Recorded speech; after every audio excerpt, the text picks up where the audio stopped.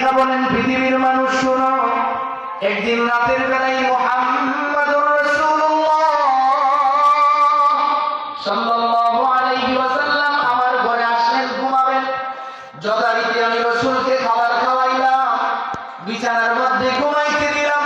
নবীজি যখন ঘুমায় গেলেন, আমি বিছানায় ঘুমায় গেলাম।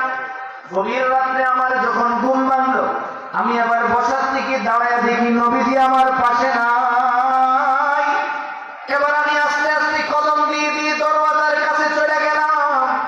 ওখানে যাওয়ার পরে দেখি নবীজি মাথাটা জমিনে ঠেকাইয়া সিজদা দিয়ে বারবার চোখের পানি ছেড়ে দিয়ে দিয়ে কাঁদতেছেন।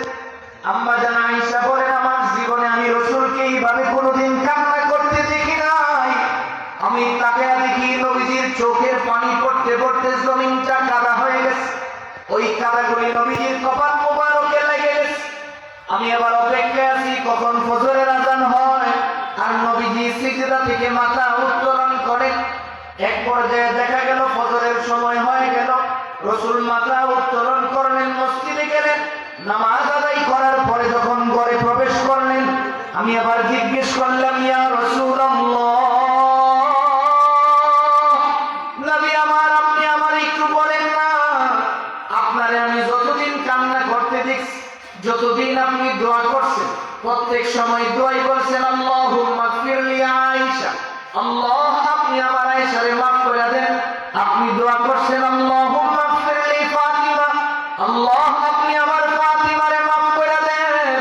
এইভাবে আপনি দোয়া করছেন, কিন্তু আজকে রাতের বেলা আপনি কাঁদলেন একটা বারের জন্য, আমাদের জন্য কেন দোয়া করলেন না? আম্মা জান আয়েশা বলেন, পৃথিবীর মানুষ শোনো, আমি তাকে দেখি নবীজি যখন সিজদায় পড়ে কান্নাকাটি করেন, আমার কাছে মনে হয়েছে রহমতের ফেরেশতারা একেবারে নবীজির কাছাকাছি চলে আসে। সুবহানাল্লাহ। এবার আম্মা জান আয়েশা সিদ্দিকা কয়, রাসূল আপনি তো সারা রাত কাঁদলেন, একটাবারও আমার কথা বললেন না। এবার নবীজি বলেন, আয়েশা আমি কি বলছি তুমি কি শুনতে পাইছো? আয়েশা সিদ্দিকা কয়, রাসূল আমি শুধু দুইটা শব্দ শুনছি। আপনি বলছেন ইয়া হাইয়ুন ইয়া কাইয়ুম, এই দুইটা শব্দ আপনি সারা রাত কাঁদলেন আর বললেন।